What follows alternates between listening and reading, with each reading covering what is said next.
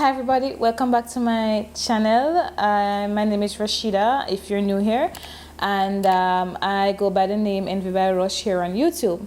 Welcome back to a new video. I know you click on the video because of the title. If you're a first timer, I am going to talk about something different today, which is my spirituality. I've never ever shared this online. And even a few people around me know about this. All right, so I just feel led to go ahead and share, and that's what I'm going to do. Please, quick disclaimer before I get into the video. I am wearing makeup for persons who find it offensive to see females wear makeup. You're going to be annoyed. If you stay on this video for a period of time, you're going to be annoyed because I'm not going to take off the makeup. I'm going to wear the makeup from start to finish. Quick disclaimer.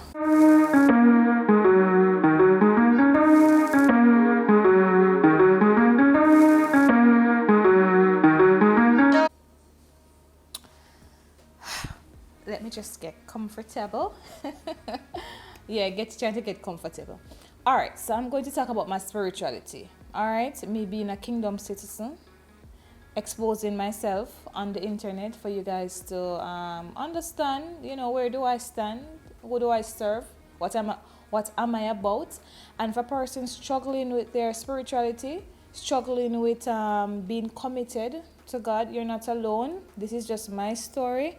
And I hope I pray, dear Lord, that I be clear enough, that there's clarity.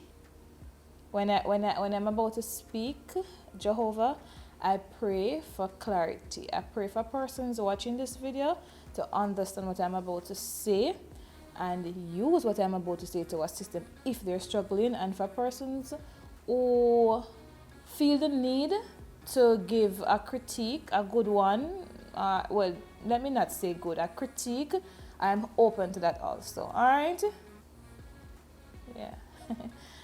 All right, guys, let me just give you a quick small introduction backdrop to where I'm going before I dive right into it. So originally I'm from a parish called St. Thomas here in Jamaica. The parish that I'm living in now is not where I was, born and raised. I came here because of a job opportunity.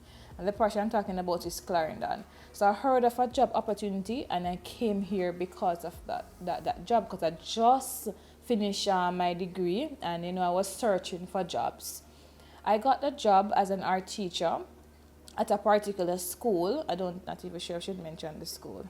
At a particular school, and I started my first year doing what I do best, which is art, and things going pretty well.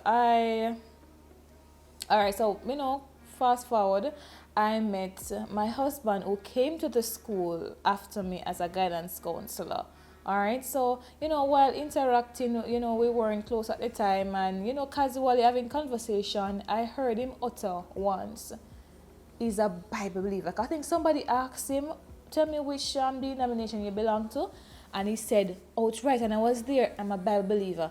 And when something intrigue you, it just make you wonder, what really mean by that? Because I've never heard that before. It bothers me. It excites me in a weird way. I don't know how to explain it. I was started to talk more, and I asked him to explain it to me, and he's telling me that whatever the Bible teaches, that's what he goes by. Not what some ritual or some religious persons want to introduce, or where every denomination have a different culture pretty much. But he's saying that what he lives by is the Bible. That's what he goes by. So please don't tie him to a denomination, don't tie him to a specific religion. Whatever the Bible teaches, that is what he goes after. That is what he tries to live by. I mean, I tell you, people, that they kind of just want to talk to him more. I started getting closer. There was a specific time where he asked to walk, because I live near school at the time. I was renting near school, and he offered to, assist me. Well, he offered to walk me home, And while they're talking and walking, I said to him, say, babe, I want to give my life to the Lord. And him said, that easy. That's simple. But until you grow up in a culture where if you want to give your life to the Lord, you'd have to go to, a specific meeting, get baptized, get the pool or the river, just you up in a white, oil you with olive oil. There's a tradition to it and there's a principle, there's a practice to it.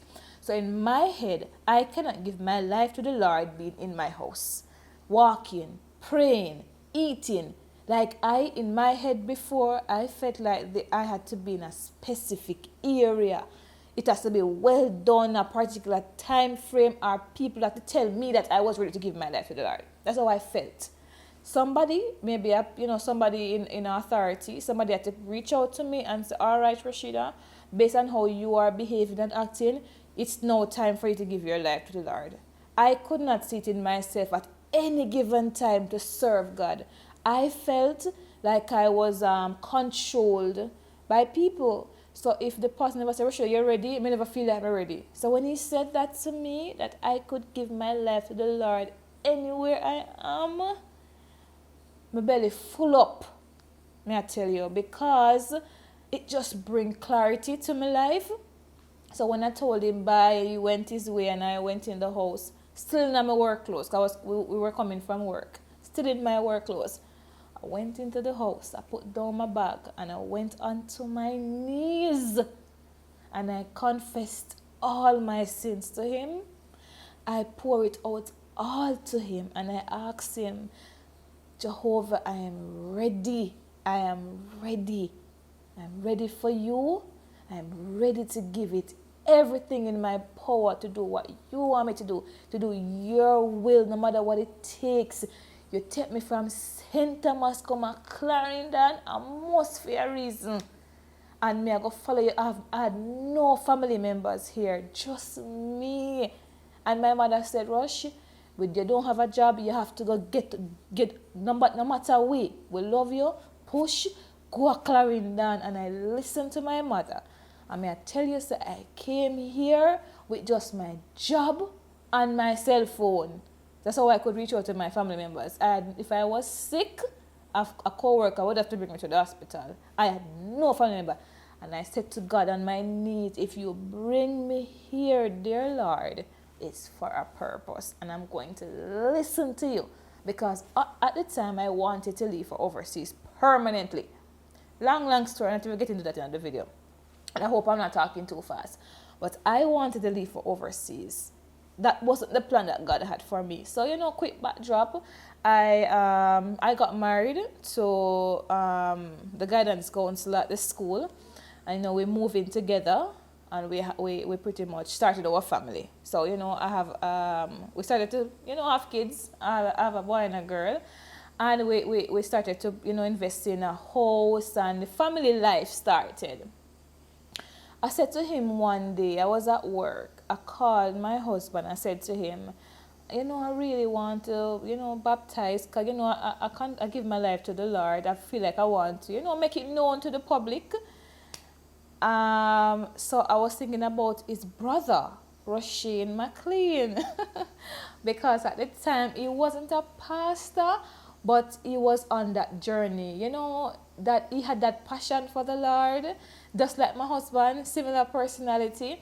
And because he was gearing towards pastoral duties, I was saying that he will be more qualified for me to get baptized publicly. Because at the back of the mind, you want your family and friends know that you give your life to the Lord. And it's a part of the tradition to, go under the water and get baptized. And I called, my husband said, come brother here, what am I to say? He'll be fit, he's really good, And my husband didn't have to even tell me that, because based on my brother-in-law's lifestyle, I could see that passion for God, how he spoke, how he articulated himself. And, and treat people, and treat my husband, it wasn't no issue to do it. So I called him at school and I said, Roisin, I want to get baptized. I don't know if you could baptize me. Straightforward. Him say, hear what you do. Confess your sins to God. You don't need the water to fix you. You don't need an audience. And it was pretty much the same thing what my husband told me. And there I got confirmation. There I got confirmation that Rush, stop worry about the tradition. That's what we do. We worry about the tradition, what people's gonna say about us. Oh, because right, even though people don't view me as somebody that is a kingdom citizen, because I am a kingdom citizen, people don't view me as that. Oh, I'm criticized based on how I look, based on how I speak, based on my interests, the thing that I like to do. Christians don't behave that way. You know, Christians don't wear so much makeup. Christians don't wear certain clothes. Christians don't like to. Christian likes to be traditional.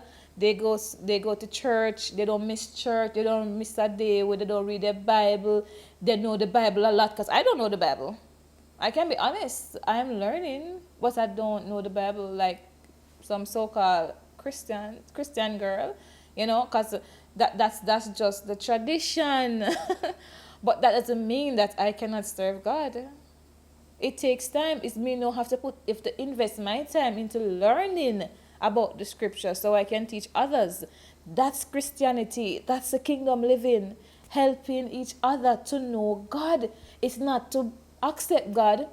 Yes, you're a believer.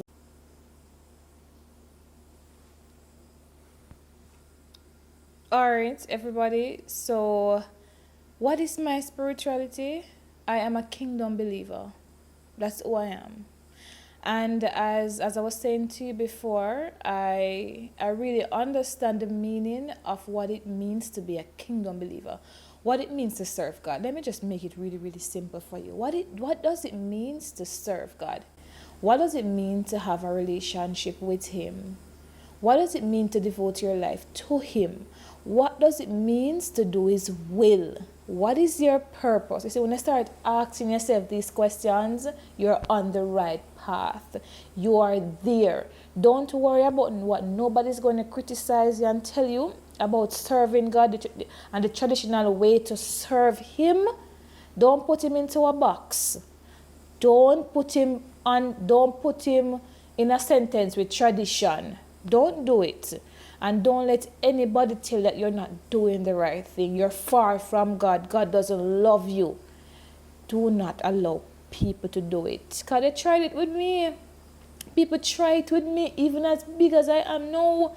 They look at you and they say that she could never be a Christian. You know, she could never, like before when I started my journey, I remember something really, really funny. Where, me and my husband would be out and they say, oh, hi, Mr. McLean, is that your wife? I say, oh, which church you belong to? Like I'll go to a convention, for example, and, persons here can relate, church people can relate. Go to a convention and when you have it, it's like you're in a setting and you have to know how to have conversation with those kind of people. So they say, hi, Brother McLean, nice to have you here. Hi, wife, really nice to have you here. So, what is your name? Tell them my name. Where are you from? Give them that information. Oh, so which denomination you belong to? Which church? Do you go to a church? And the questions start. And, I'm brutally honest, I do not belong to any. Oh, so when you're planning on joining one, like, when you're trying to persuade somebody to be a part of something, why don't you explain to me about how to live, how to function like an individually, steps to take to draw close to God? What is my spirituality? What do you believe in, Mrs. McLean? Where are you with the Lord? Tell me what you're going through. Help me understand your love and passion for Jehovah. Help me understand that. No, nobody have the time for those questions. They want to know which membership I have in a church. They don't want to know my relationship with the Lord. They want to know where is it that I attend every Sunday morning? Where do I do praise and worship? Where do I throw my offering? And the list goes on. Not bashing any denomination, not bashing any church. But you see, in the churches now, we have young people like myself, we're dying, we're struggling. We want our brother to call us and check up on us, our sisters to care, to notice us, to be honest. When something is wrong, don't be an hypocrite, don't fake it to make it. You know what I mean? And to be honest, sometimes I don't even want to be in the building because it feels so transactional. You go in a particular time, everybody pretends to be happy, pretends that they're okay when some of them are really, really broken just for a service. You know what I mean? So even the pandemic, it is really pushing us to understand that church, serving God, is not in a building because, truth be told, we're not in one. And church go on every Sunday. Sometimes only 5 persons can go, only 10. You get what I mean? But so do you put God on a break? Do we put him on a break? We cannot go to church. Do we break him? Is there a pause button for him until I can go into a church? You know what I want to share before I go, because I don't want to make this video very long. I started going to the gym, as you guys noticed in my last video. And I used to get up at 5 o'clock to go to the gym. And then I started to feel really, really horrible. I don't know where the spirit come from. I cannot explain the feeling. You know? When I got up at 5, I pretty much have like half an hour to get ready so I can leave for the gym by 5:30, 5:45 to leave out the house. And then I start to feel horrible. I don't feel like myself. I feel like I prioritize the gym over everything because it's my personality. Whatever I have to do, I prioritize it to the fullest. You know what I started to do? I get up like an hour before it's time for me to get ready. 4 o'clock. My alarm goes off at 4 o'clock every morning. And when I get up in that bed, my first reflex is to sit down and pray. People, you have to create the lifestyle. To be honest with you, you'll hear my story and try it and it don't work for you because that's not your lifestyle. Whatever you see, pay attention to how you do things. Pay attention to what matters the most in your life. Pay attention to it. And you say once it's interfering with the will of God and your relationship with him, you cut it off. You pray to him for advice. You pray to him for guidance. You pray to him for help. And he'll direct you. Once you listen to him though, because don't just pray. You know, pray with the mindset to understand. Pray with openness. Don't pray with baggage. Don't pray and with thinking about how you if you're don't pray. Let me mix up myself. Pray, guys, with an open heart. Pray with faith. Pray with belief. It's easy to say. That's how I used to say it, you know. It's easy to say it, but guys, pray. Ask the Lord. Whatever you're struggling with, if it's trying to understand things, God helps me. Pray to him and ask him to help you to understand. That's what I am currently doing now. If I cannot leave out to the gym without sitting and having a moment by myself. Solitude to the fullest. Everybody's sleeping at 4 o'clock in my house. I am the only one up. And sometimes I'm at the table drinking my tea, and I'm there talking to God. I cannot prioritize myself over him because he's the one that makes me who I am. Guys, sharing my spirituality journey with you because I'm currently on a journey now. I'm not going to say I'm all here holy and this. No, I have found the truth. Get what I mean? And when you find the truth, you feel burdened every day to share it. You want to tell somebody about him. You feel uncomfortable sitting and keeping the good news to yourself. Keeping the answer to yourself. Guys, take this from me. If you know the Lord and your neighbor don't know him, teach them. I am learning the same thing myself. I might not know the Bible back and front, in and out, but I try my very best. That is one of my goal, to push myself to read more. And not just to read, but to read to understand so I can teach. Alright? And before I go, one more thing, surround yourself with people with the same mindset. Because when I tried it a couple of times and I realized when I'm around certain people, I start to channel their energy into my life automatically. If you're around negative persons, you're going to behave negatively. Find people that wants to learn about God, that's on a quest for Him, that love Him, that want to serve Him every single day. You know, that's my little advice. That's what I'm currently doing now.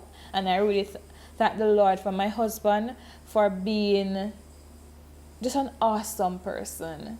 Someone that loves God. Because the way he treats me, he must love God. I'm not here to brag about him because this video is not about him.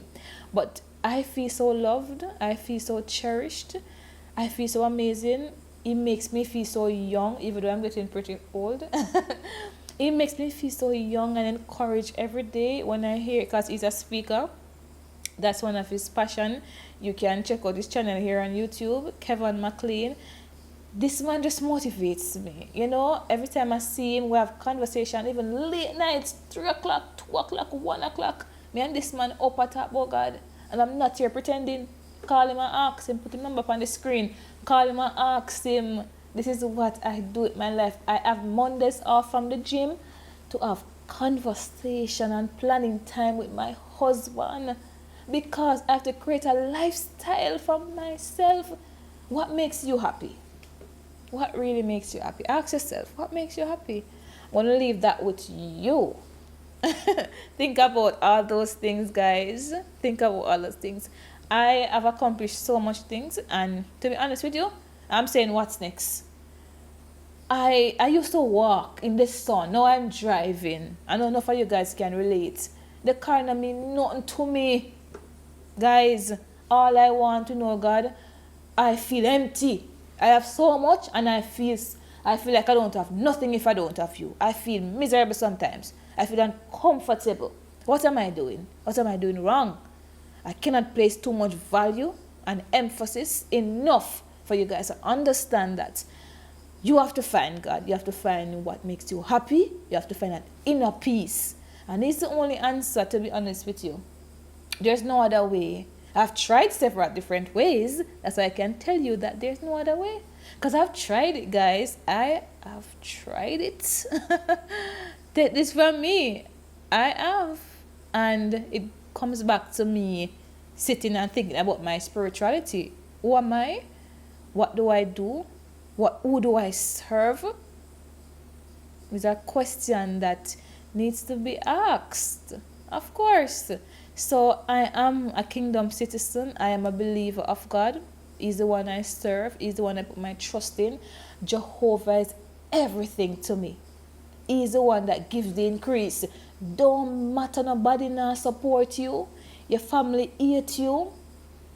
All them so wicked to me. Do good for them, because he's the one that gives the increase. The other day I leave a quick joke with you guys before I go. This morning, my husband was staying at the table where we're having breakfast. Rashida, you know, so you have to be careful how much you ask God to bless you, because sometimes you feel like cry, you know. When the amount of blessing come down on you, you have to say, God, hold on a little bit, hold on. Come here and jump, I can't manage it. You have to cry out for him to hold on a little bit. That's how he is. That's how it is, people. Thank you so much for watching. I hope there's clarity. I think I want to talk more about it, but I don't want to go off too much. My story is very, very long, and I'm trying my best to keep it minimal, because I know the attention span, just as myself, it's hard for me to focus for too long. But I hope you guys enjoyed the video. Please stay tuned to my YouTube channel. Please subscribe if you like my content, of course. And thank you guys for staying here till the end. Alright, so see you in my next one. Bye bye. Enjoy your day.